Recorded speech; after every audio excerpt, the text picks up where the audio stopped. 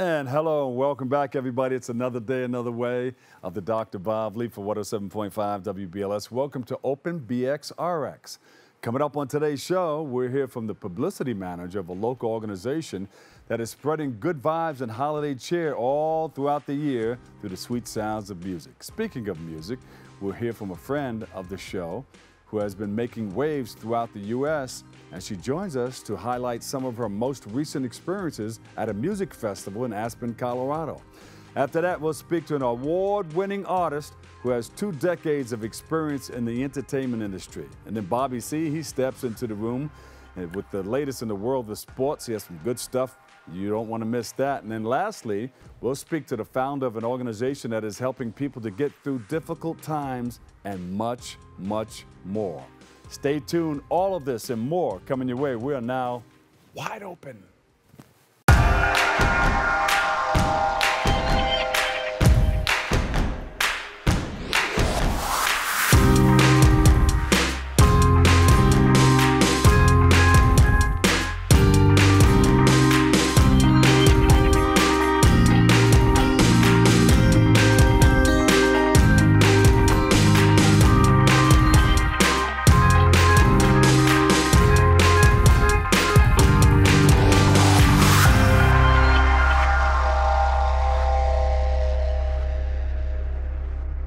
Hey everybody, I'm the Dr. Bob Lee and you're watching Open. It's that live interactive program that brings the Bronx and New York City straight to your TV set. You can stay connected to us through social media at BronxNet TV.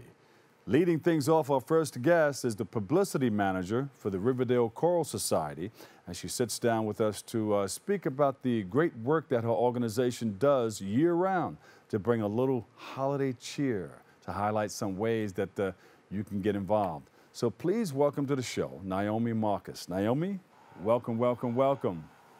Hello. Now, Naomi, tell us some of the things. You're no stranger to the show. You've been here many times before. Tell us about some of the things that you're doing to bring that holiday cheer. Well, we're going to be starting on September 7th to prepare a holiday program that we'll be singing on December 4th. And the works we're going to be singing are A Ceremony of Carols by Benjamin Britten, the British composer, 20th century composer. Yeah. And Carols and Lullabies, Christmas in the Southwest by Conrad Souza, which is melodies from the Southwest, and many of them are sung, maybe all of them are sung in Spanish. Yeah. And of course, you guys are a singing society, the choral house, and a lot of people want to know more about how they can get over to you and maybe join you in some of the caroling. Yeah, we're open to I like the way you said that. Who can sing. Yeah. And yeah, and we have 2 open rehearsals coming up. One on September 7th. And the other on September 14th. So those are Wednesdays at 7 o'clock. Yeah. And where are you located again? We rehearse and we give our concerts at Christchurch, Riverdale, which is on Henry Hudson Parkway at 252nd Street. Yeah. And so all you have to do is give you guys a call or look you up on the website. I know in the past you did it virtually for a little while, right? People got together, you had the meetings, but now you're back together in the studio? No, we didn't do virtual rehearsals. We just shut down during the pandemic. Yeah. And, you know, finally we just said, okay, we'll sing with masks. We'll take our chances. Yeah. And, yeah, I think we're still going to be singing with masks. It's not as much fun as singing without a mask, but you do want to be careful. Yeah, you can get it. You can get all the words out if you don't have the mask on. Let me see. I think I have one around here somewhere. Sounds a little different when you have this on. Hey, how are you? So if you take it off, you can hear more. It's not that bad, but I know. I'm just saying. You had it in your mouth there, but it is hard to breathe. Yeah, it is. The phrasing is tricky. Yeah, I mean, you can really get it out without the mask. Oh, yeah. It's much more fun singing without a mask. But Yeah. it's fun to sing. Yeah, it's fun to sing. And how long have you been doing this? We've been, uh, the Riverdale Choral Society has been in existence for over 50 years. I've kind of lost count of it's 53 or 54 years. And I've been a member for, I don't know, 11 years, I think. Yeah, yeah. You know, I've been going around to different places and listening to a lot of organizations sing and perform.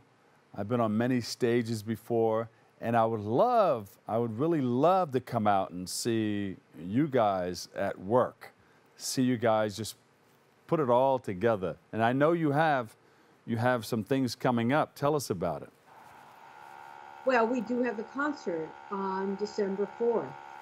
And so that's what we're going to be rehearsing for. We're going to be preparing these two works. Are you going to do some things before you get there, like throughout the fall? No, we really focus on one concert because, you know, we're only practicing once a week. Yeah. Most of us, many of us are not professional musicians, so we do need a lot of practice. Yeah, you know, a professional musician can, they're trained to learn music very, very quickly. And I mean, my sister's a professional musician. She does a different concert every week. Yeah. You know, she plays for the Buffalo Philharmonic. She does a different concert every week. So that professional musicians really are awesome, both in what they can do and how quickly they can do it. Yeah. But we're amateur musicians, so we have to spend some time learning things. I don't know. You guys have been doing it a lot. I think you're going to move into the professional realm soon. But how can more people get involved in what you're doing? Well, people can get involved by coming over on September 7th or on September 14th if they can't make it on the 7th. And then coming to rehearsals every Wednesday night at 7 p.m. and singing with us. Yeah. What's the website? Go ahead. These are very beautiful works. We're accompanied by a harp. And anything accompanied by a harp has a kind of a celestial sound to it. Oh, yes. I would love to hear that. Yeah. Yeah. Who's the harpist? And the Sousa, because it's Southwestern, also has guitar and forget what else it has. But yeah, so it's got that Southwestern vibe. That's that good. Tex-Mex vibe. Would you like to give a shout out to some of the people who are involved, the harpist or some of the other people? I don't know the harpist. You know, that's right. We'll find out. Music director. When we get out there, we'll find out. Let me give a shout out to our music director. Okay. John Terry is our music director. He's our conductor. He teaches us the music, teaches us how to sing the music. Yes. And then we practice it. We have a wonderful accompanist named Mun Chung, who's also a singer. She's a multi-talented woman. She is a pianist. She's a singer herself, so she can teach us a lot about how to tackle the music. And she's also a conductor. Oh, beautiful. Big shout out to you guys. So we're getting ready for the big date, December 2nd, is it? December 2nd? December 4th. December 4th. It's Sunday. It's a Sunday. Sunday afternoon is our concert. December 4th. Where can we go for more information? We have a website, riverdalechoral.org. There you go. All right, so we're constructing everything. You can hear the construction in the background. We're getting ready for December the 4th. Here we come, here we come, here we come. Naomi, thank you so much. Naomi Marcus, Publicity Manager, Riverdale. Well, thank you for having me. You're welcome. Riverdale Choral Society. Thank you, Naomi. Okay. We'll take a break. We've got more coming up next.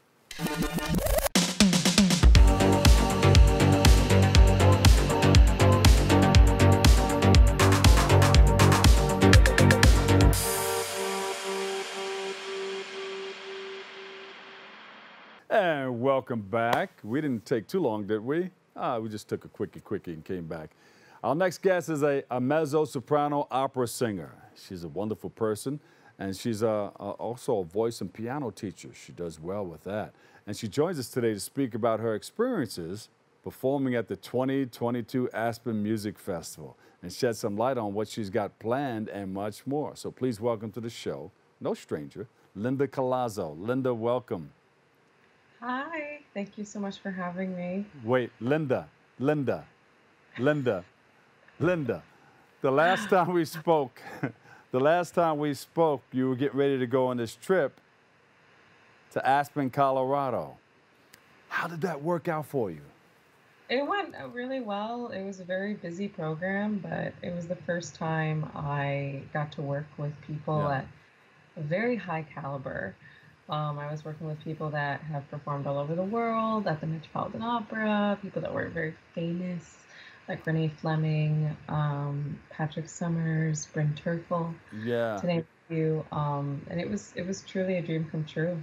Yeah. For people that don't know, give us a little background on yourself. Okay, so my name is Linda Collazo. I mean, you can say Collazo too, but I am Latina. And I am from the South Bronx. I'm from Hunts Point, specifically like Longwood, I guess you would say, but I consider it Hunts Point. And I am an opera singer. So I'm a professional opera singer. And since graduating college, I've also turned into a private voice and piano teacher. So I balance both. And yeah, that's what I do. And, you know, my biggest goal is just to bring more opportunity and music to the South Bronx, which is typically pretty like ignored. Yeah, I'm glad that your last contract went well for you. And I know you're going to be looking forward to doing more of that kind of work. Were you able to network for future opportunities while you were there? Yes. I mean, the biggest thing that I could do was just work really hard to leave a good impression. As opera singers, you want to make connections with people who can actually serve as references for other jobs, and even for universities, right? So this year I plan on applying to grad school.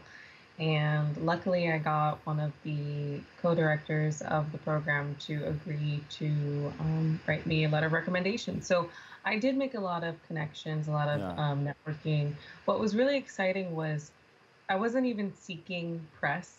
You know, in the Bronx, New York, I get interviews with you a lot, which I really appreciate. And but in Colorado, I got 2 write-ups about me, which was like a really reaffirming moment that, I don't know, showed me that my path and just my story is unique. And I was really proud of that. So I think I not only made connections with people who are in the industry as conductors and singers and pianists, but also I think I made a lot of connections with the donors and the people who support the festival. Yeah. You know, a lot of people don't know that as entertainers, we go through so much, and sometimes we're not up to par. But we won't tell you.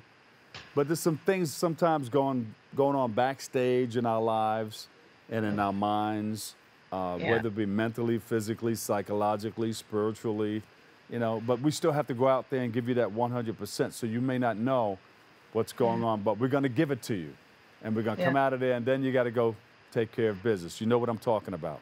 Yeah, so while I was at Aspen, I was actually very sick. I was sick for the whole entire 2 months, which really sucked. It was really difficult. It was painful. It was uncomfortable. And I mean, it wasn't like completely debilitating, but let's just say that any time that I had to rest, I wasn't even hanging out with friends. I just was in my room, like sleeping and trying to sleep. And even going to the doctor, I went to the hospital 3 times for my situation. And luckily, when I came back, I had like a surgery on Friday, and it seems to have fixed everything. But when I was in Aspen, I was dealing with that, which was really uncomfortable. But, you know, as an opera singer, as a musician, you know, when you're put in these very high stakes situations, you have to find it within yourself to keep going. And You were just fight. professional. You were very professional out there. God bless you. Yeah, thank Yeah. you. So now that you're back in the Boogie Down BX, you're back in New York.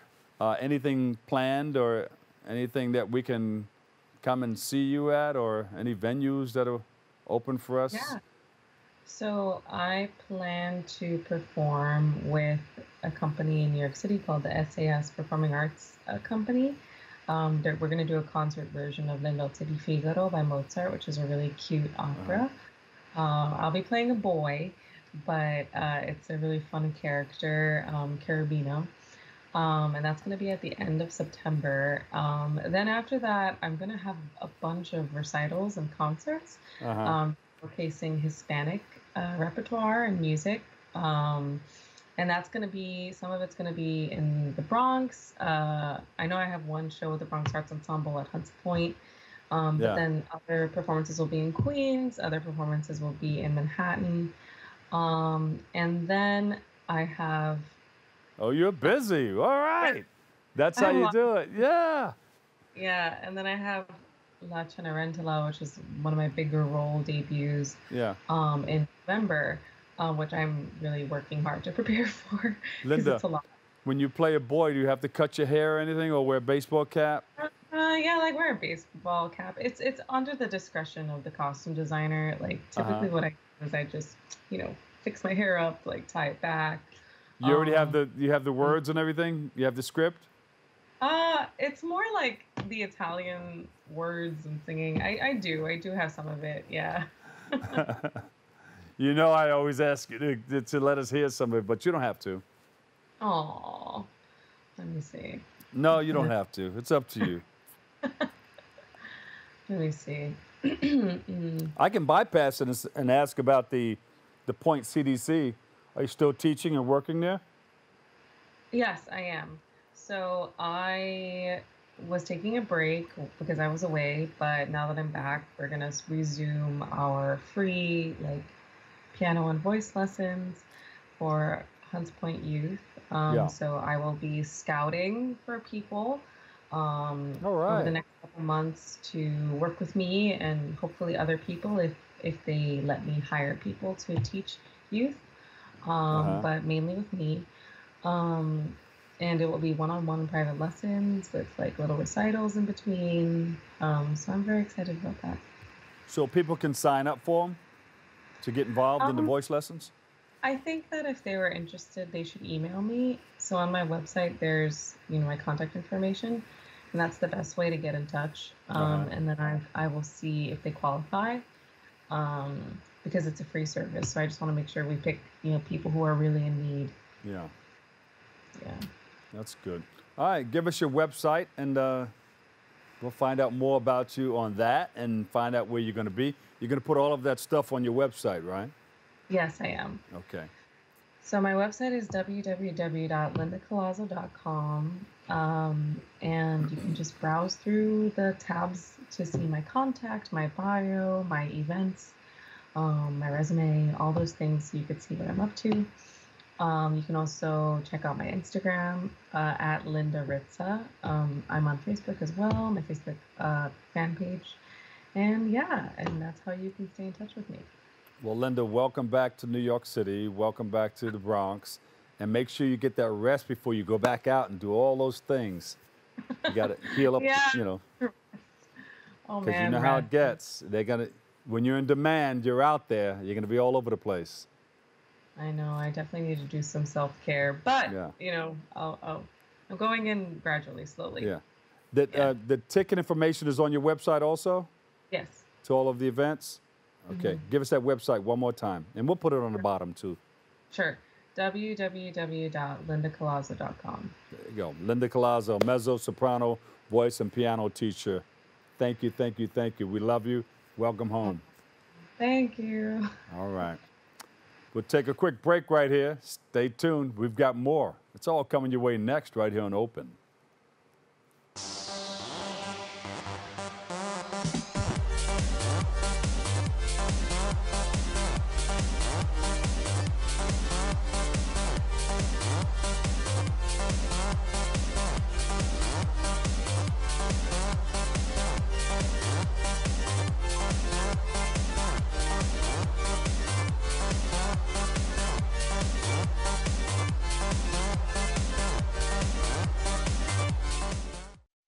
Welcome back. I'm the Dr. Bob Lee from 107.5 WBLS. You are watching Open. Thank you, thank you, thank you.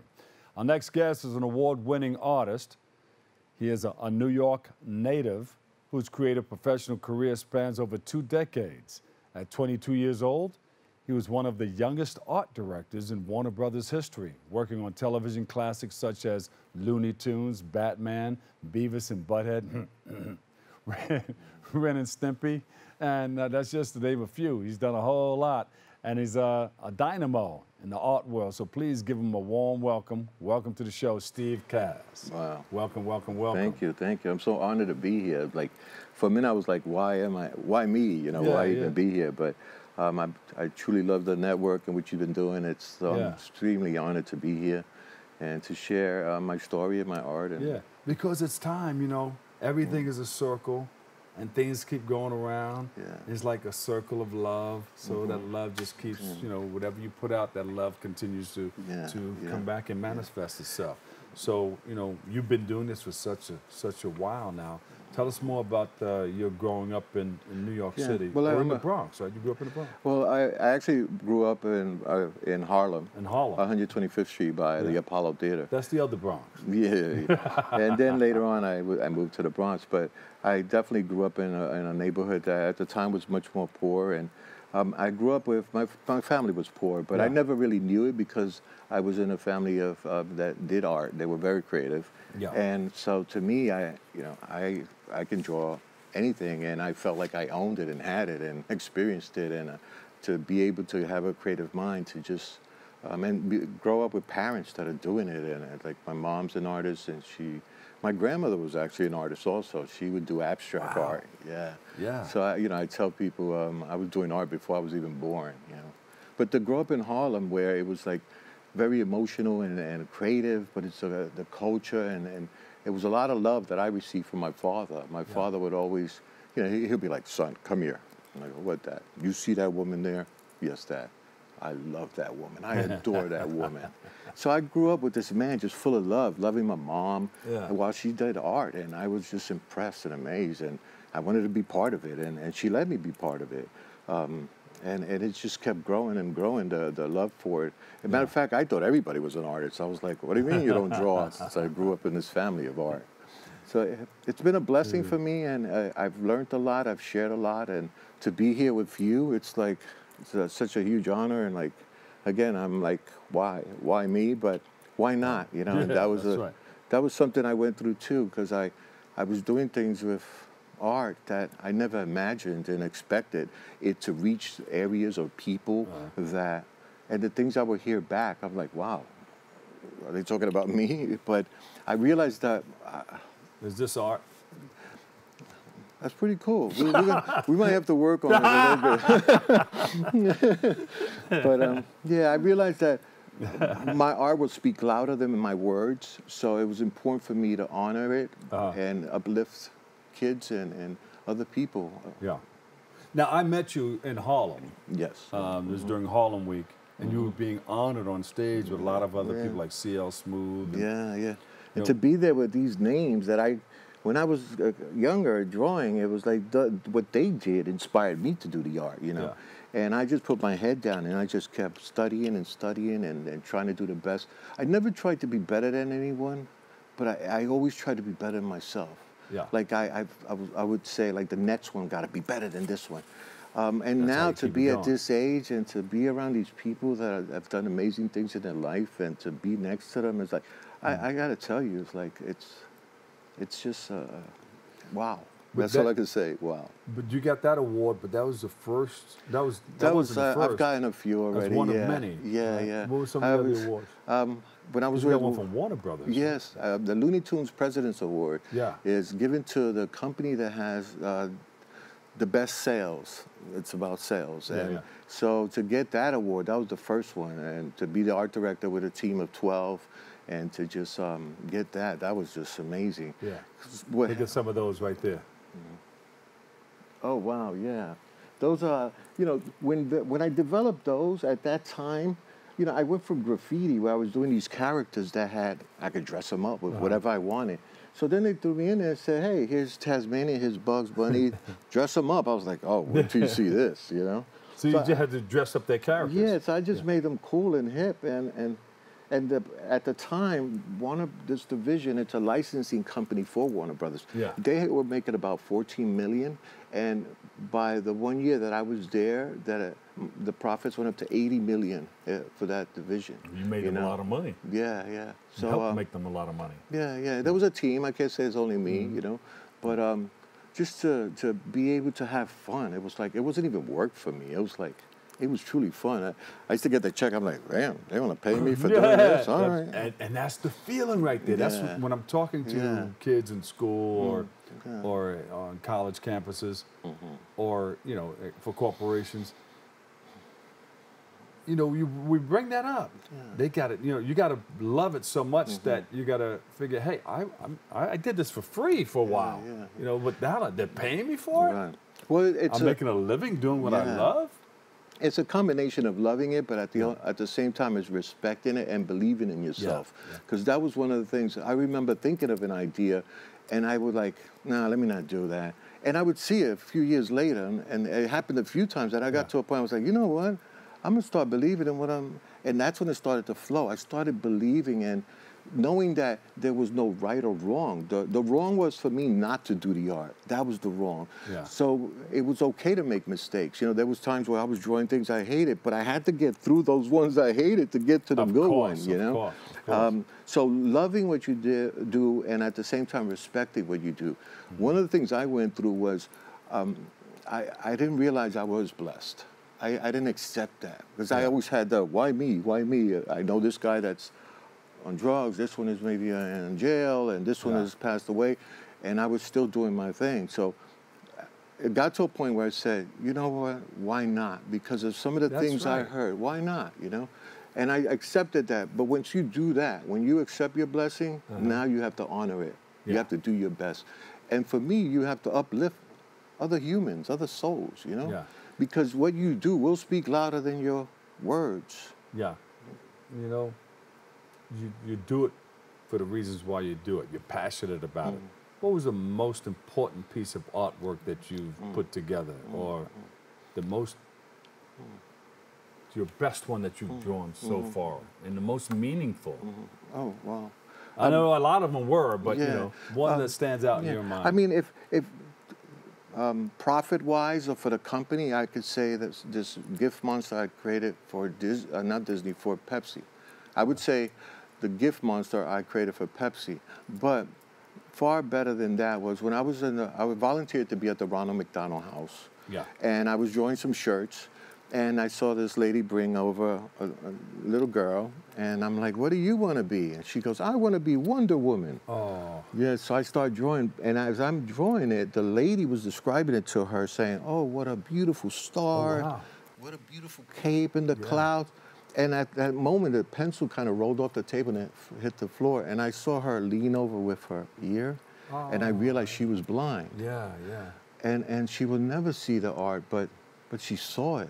She saw it because the way the lady was describing it to her. So, and I remember I posted it for social media one time, and somebody commented, we want to see the art. I just posted a photo of her clinching the shirt like this with love, you know. And I said, no, you're going to see it the way she saw it. You're going to feel it. And so that definitely was one of the most beautiful pieces of art. And it was one that wasn't seen. It was felt and was appreciated. You know? It was seen in another way. In a different way. And I saw the emotion. It was like, so it's things like that has happened that it's just amazing to be able to, you know, that's a blessing. Like whether you're a singer, whether you're a poet, if there's something you do and you love doing it and you let it go, whether it's a song, an artwork, that's a blessing. Honor it by uplifting other people, you know? Honor it by saying something positive and making this world a little bit better, you know? Yeah. Now, I asked you earlier, you know, were you left-handed or right-handed? Because I know the left hand is associated with the right side of the brain, and the right side of the bodies is associated with the left side of the brain, and the left side of the brain deals with comprehension and all that, and the right side of the brain deals with the visuals and pictorial stuff. And usually well, not all the time, but a lot of people, well, left-handed deals mostly in that right-hand side of the brain, which is graphic and pictorial. But you're both. Because you sent me something where you were going with both hands like that. Yeah, and I didn't realize I can do art with both hands, but it was like I've been very busy. I can't even keep up with the demand, and I'm over here drawing, and this hand is just not doing anything. So I'm like, wait a minute. Put the other hand to work. Get your hands to work. Get up here, get to work. Like. So yeah, it was just not doing anything. So I picked up the other and. So you're all left-handed because I am left-handed, but I use the right hand. Now this is what I do with the right hand. The right hand is about creating the shapes, a little bit of the perspectives, some composition, and then I come in with the left hand and I detail. There you go. Yeah. So if I think about what I'm doing, it doesn't work. Like if I think about drawing with the other hand, it doesn't work. I have to just let it flow. So as I'm drawing, and then I go in there and just give myself. So I use, because I know what you're saying about both sides of the brain. Yeah. For the left handers are mostly creative, and the right handers are, their eye can pinpoint more exact objects and images. That's why most right-handers, they usually they do those beautiful portraits, and then the left-handers, they do the amazing caricatures, or a little bit more extreme with creativity. So I just blend both, but it happened because I couldn't keep up with the demand. And then you do the spray painting, and you do a number of other things that we didn't even speak about yet. Yeah. I did some graffiti, and it couldn't just be a little thing. I had to do something big, and I expressed myself. But then it got to a point where I wanted to see it move. I wanted to bring life to it. It was more in my mind, and it wasn't coming out of my hands. Yeah. And oh, there I am. Yeah, I was doing about 8 school buses. Oh, wow. Yeah, and it was just, when it's an object that's moving like a bus, you don't have to get too detailed because it's moving. Yeah. So you just I think about it as a movement, and how can I make the art flow on a vehicle that's moving, and at the same time be readable and appealing to the audience, which is people on the street. But yeah. And it looks like it's over the top of. Yeah, they said somebody. go. Yeah, he just said do what you want. So I just went crazy. Got a whole bunch of paint, and I look at this, and I hired this guy. He's a good friend of mine. I'm not gonna even say his name, but he's always wanted to do artwork with me, and I told him tape up the corners of the TV, not the TV, the mirrors and the screens.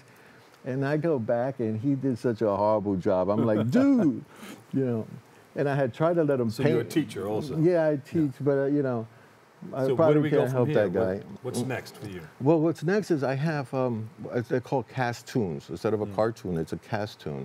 I have about 400 the world hasn't even seen yet. Wow. And every time I draw one, I don't even know what I'm going to draw. It just comes from the heart, and so I have a collection of those that are going to be licensed out. I just got a pretty big company that's come to me. They're going to be distributing throughout the United States. Then there's a bigger licensing company teaming up with them to go and even distribute it even further. There you go. So finally, I'm drawing so that piece can be produced and reproduced and reproduced instead of getting paid for one drawing at a time. Oh, you just missed that one. But give us a website where we can go and get more information on it. Well, you can go to my IG. It's Steve Cass Art. Steve Cass Art on Instagram, or The Art of Steve Cass on Facebook. There you go. Hey, thank you for coming by. Oh my God, thank you, and I truly love and appreciate you. We got to get together and do some things. All right. Thank you again. All right. Thank you for all that you're doing in our community. And while you were talking, I drew this little thing here. But you said I need some work. He has no hair, but it's a smoker. The bottom lip. We're going to work on the bottom lip. Okay. But you did good. You did good. Are you into sports? Yeah. Okay. Well, Bobby C. is up next. He has the latest in the world of sports. Check him out. Stay tuned. We'll be right back with more.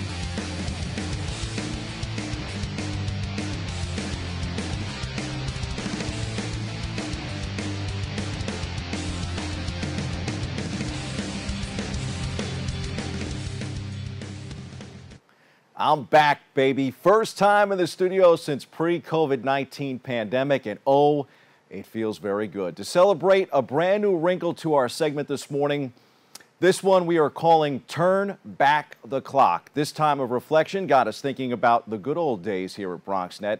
What better way to celebrate the good old days than with the New York Yankees and Yankees Old Timers Day? This one takes us back to Old Timers Day at Yankee Stadium in 2018. This one features some brand new Yankee old-timers, maybe some guys that you think are too young to be old-timers. Check this out. It's so special for me. I was able to celebrate my birthday the other day. It's just been a really good weekend for us. My grandbaby was able to come up and travel up here. It was the first time in the last few years that I've been invited to Old Timers Day where I wasn't coaching. I coach high school baseball. I coach my son's team, and so everybody was like, "You got to go. We got to go to New York. We got to go to New York. You don't have nothing going on." So it's just turned out to be a wonderful, special time for us, and New York's always a special place. The first Old Timers Day, Joe DiMaggio took my locker. He wore my shoes. He wore all my stuff. I still got it, and I was in awe. And Mickey Mantle was my favorite player, of course, and to be able to see him not play when he did, but when I was a young kid and coming up through the Yankee organization, he was the best. Oh, it's great. I mean, the Yankees are the only team that can do this. And they're still pulling out star-studded people, like guys that I respected playing against for so many years, and some guys I got to play with. And like, it's great seeing Giambi and Swisher here. I don't know when the last time I actually saw them. It had to be like 4 years ago, but it's just great catching up. This has been a long tradition right here on the BX, and now the New York Mets and their new leadership have done something special by bringing back Old Timers Day to Queens. Not only did the Amazons bring it back at the end of the month of August, but they did so in style with members from the two championship teams, 1969 and 1986, and even some younger stars, players like Mike Piazza and Jose Reyes returning to Flushing. Kudos to Mets owner Steve Cohen for a special night at Citi Field that included the retirement of number 24 for baseball icon and New York City legend Willie Mays. The Mets won the game that night too, so special all the way around. More on the Mets Old-Timers experience with another new portion of our sports roundup this morning in the C-List, so stay tuned. We shift gears to the National Football League. Despite the New York Jets losing star up-and-coming quarterback Zach Wilson to injury during the preseason, Gang Green somehow put together an undefeated preseason. The Jets finished 3-0 after defeating the New York Football Giants at MetLife Stadium in the annual Snoopy Bowl. I know you were watching.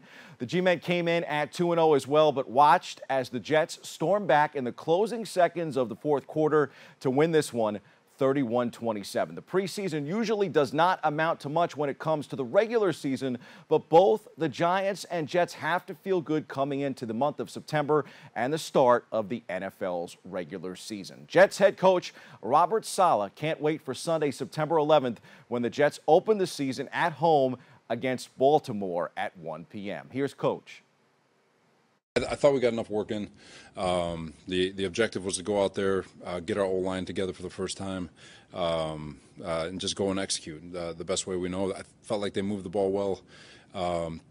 Sloppy turnover from Michael with the fumble, sloppy interception with Joe, but and just you could see we're just a little out of sync with the offensive line in terms of the run game and our running backs hitting the hole the way they needed to, and so that part's got to be better, but overall you could see this was a necessary evil to get these guys out on the football field so they can play together. Meantime, Bronx native and G-Men star Saquon Barkley gives us his take on the latest with the Giants. I wouldn't really say week one was the one that I circled. It was just kind of just camp, just football in general. I was so excited to get back, fresh start, new faces, familiar faces, and even though it's long, it's tiring, but, in a weird way, you kind of love the grind of camp. And that's where you kind of build your team together, find out, what you need to work on, find out what things that, we're capitalizing on in camp, and take that on to the season. So that's been my mindset. It was never really circling week one or a certain game. It's really just coming into camp and just from right there, attack that, day and attack that process and get better every day.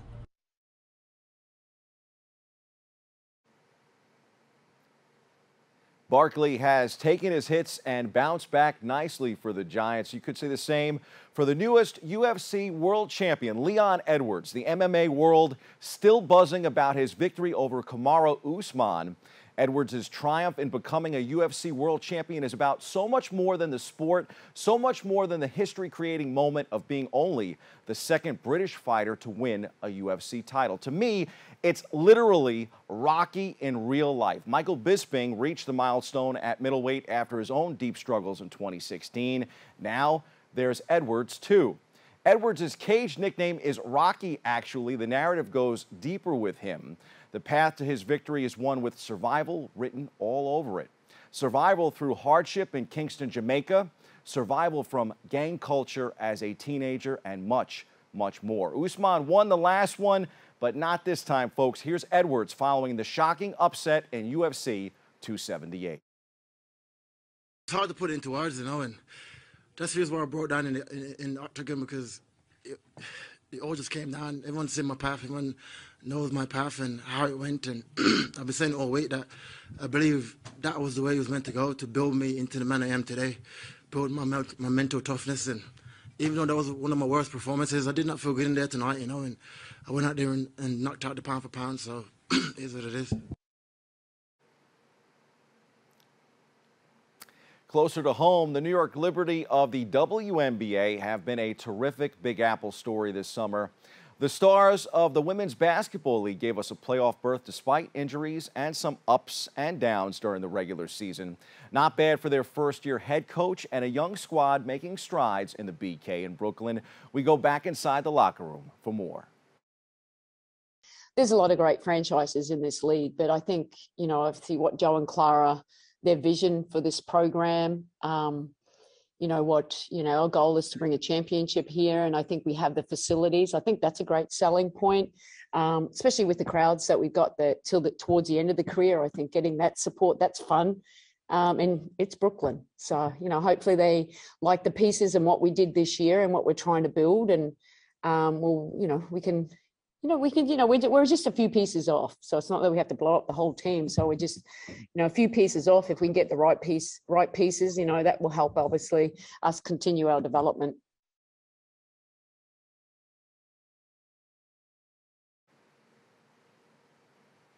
I'm extremely excited about the future of not only the WNBA, but especially the New York Liberty right here in the Big Apple. They have something special on the horizon, and you can see it. Very much. We saw it all season long.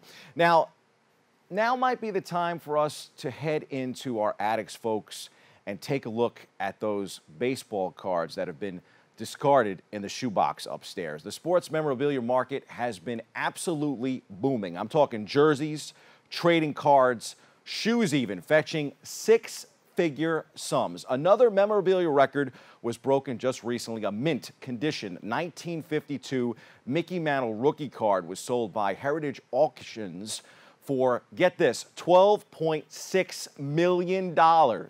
Anthony Giordano, a New Jersey waste management entrepreneur, originally purchased the card for $50,000 in 1991. I'm sure some of you might actually have a Mantle rookie stashed away somewhere in your house if your mom didn't throw out those baseball cards back in the day. The sale surpassed the $7.25 million total that a T206 Honus Wagner card, that's a holy grail when it comes to card collectibles, sold for earlier in the month of August. The record for the highest selling sports card has changed now 3 times since January of 2021. It has been held by 2 different Wagner T206 cards and another 1952 Mantle rookie card. Who says baseball cards aren't a worthwhile investment? To the C-list for a Bronx legend and a new angle for us here on our Sports Roundup.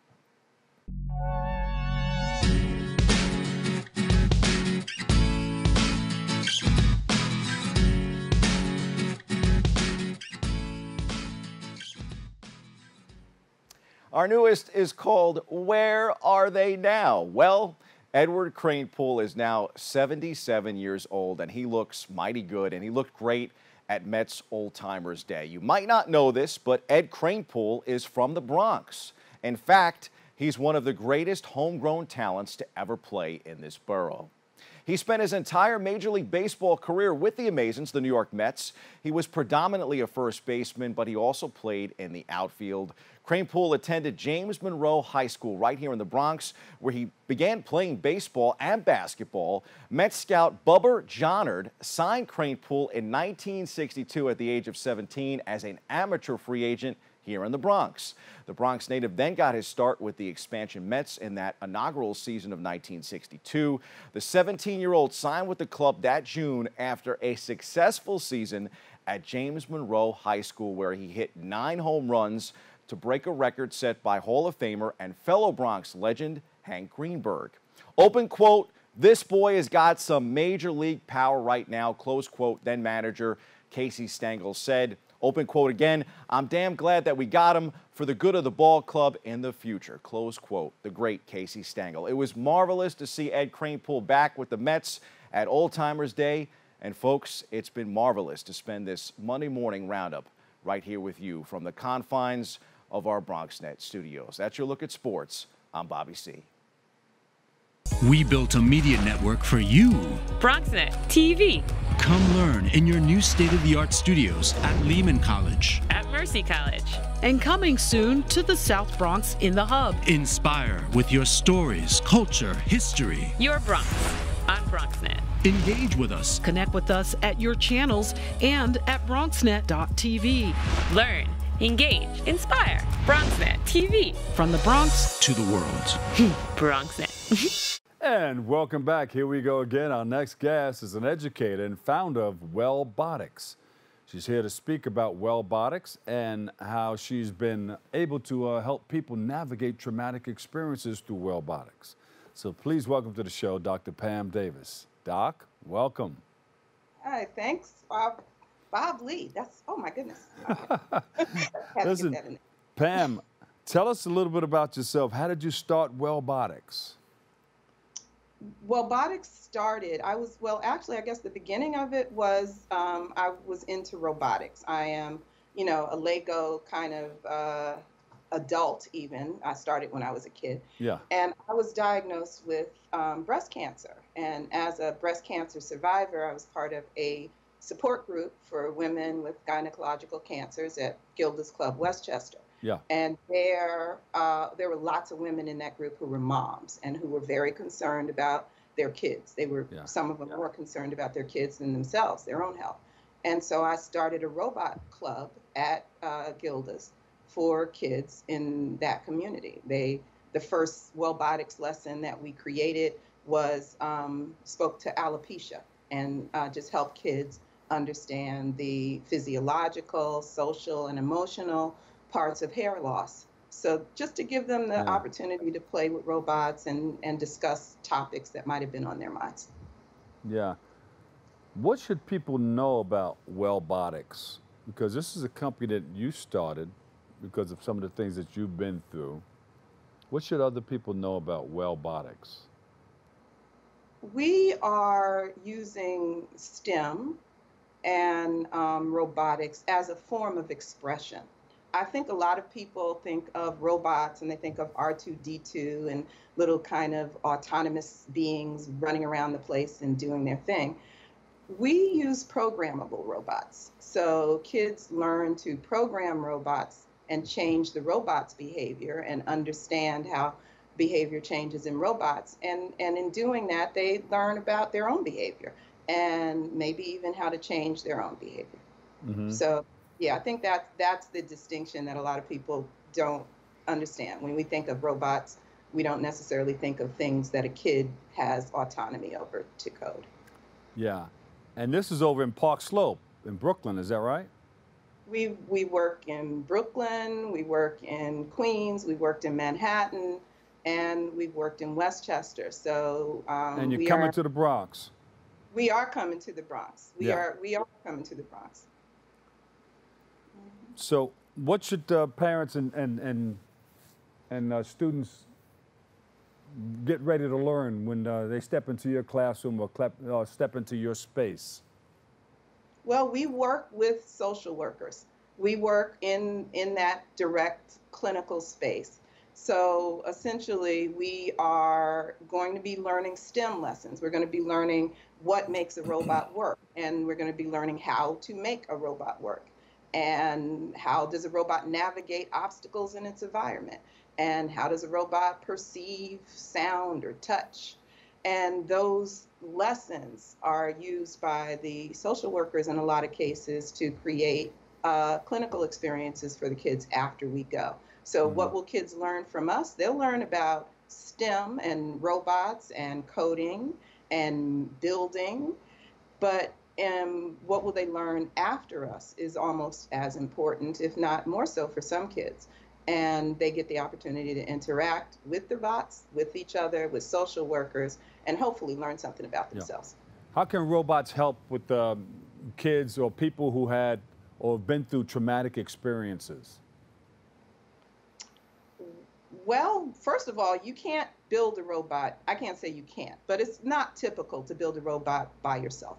Okay, that's one thing. Is most professional robotics are done in teams, and so are ours. So there's some strength in sitting in a room, for instance, with other kids who are having a traumatic experience and not talking necessarily about the trauma to start, just talking about how to get this thing to move down this line. It creates a bond. And then another thing that is also helpful is in order to kind of program a robot or build a robot, there's an element of failing forward that is built in. You can't just pick up a box and code a robot. You usually pick up the box and try to figure out how to even turn it on, and then fail at coding it and then code it. So it turns into a lesson in persistence and in managing the reaction of not getting this little guy to behave when you want him to. And so there's so many lessons. I could go on and on, but I would say those are the big two, is that we work in groups, just like anybody works with robots. There's definitely a strength in numbers. And then also we fail and succeed together. Yeah. Are you doing something soon where we can come out and check you out? I would see how it works. Well, we have a number of schools in the Department of Education. However, there are things going on at the Department of Education that have delayed our start date in a couple of them. And then also we have some upcoming things in the late fall. But I will definitely send you notice when we get to the Bronx, because we're working on that as well, and also to some of our other sites as soon as we have our late fall and spring dates are usually when we're the most busy, right after summer, which is we just finished the season. Yeah, you know what? Maybe you can come and do a demonstration in our studios with robotics. And I'd love to. Yeah. Now, if you were able to come to the studio with that, what would you display? What would you show? What would we learn? I could teach you a couple of things. Okay. Let's see. I would definitely look at one of our more popular lessons in the cancer community is a lesson on worry.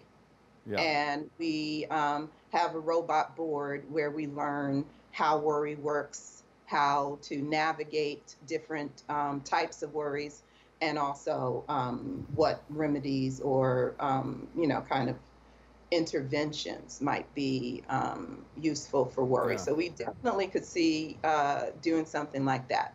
That's a big thing that can trigger worry. That's a big thing that can trigger a whole lot of things in your life. But I can see, wait a minute, did you say you're going to put together a robot board? A robot board of directors? We have our worry robot board. We have I guess maps or boards. Is our robots actually travel a course? We We include obstacles on that course. We include destinations on that course, and we design lessons that have therapeutic value to kind of go along with each board. But you were asking about a board of directors. Or the robot board of directors. The robot board of directors. Okay, well, we do not have a But listen, I know you have a website where we can go up and check out more, right? Yes, of course. Wellbotics.org. Okay. That's WELL.org. And we're also on social media. We're on LinkedIn, Instagram, Facebook, Twitter, all the ones that I can't think of. But all the other platforms. All the platforms. At Wellbotics. Yeah. On those media. Well, thank you so much. Thanks for hanging out with us, and thank you for teaching us. And we're going to open up the studios for you the next time. You can come in and you can share in a different way. That would be so much fun. You got it. Dr. Pamela Davis, founder, Wellbotics. Thank you. Thank you. And thank you for letting us share in this space and time. Make sure you join us on Tuesday with our host, Kibben Elaine, and on Wednesday with our host, Darren Jaime, for other episodes of Open. Thank you for tuning in. Thank you for checking it all out. I want to thank my crew, my BronxNet crew in the Wizard of Oz studios up there. They got it going on. Don't listen to that man behind the curtain. But thank you, guys. We love you. Always remember this: what you are is God's gift to you. What you make of yourself is your gift to God. So choose your choice. Let the choice control the chooser. I'm the Dr. Bob Lee. I'll catch you another day, another way. I'll see you over 107.5 WBLS. I love you all. Peace.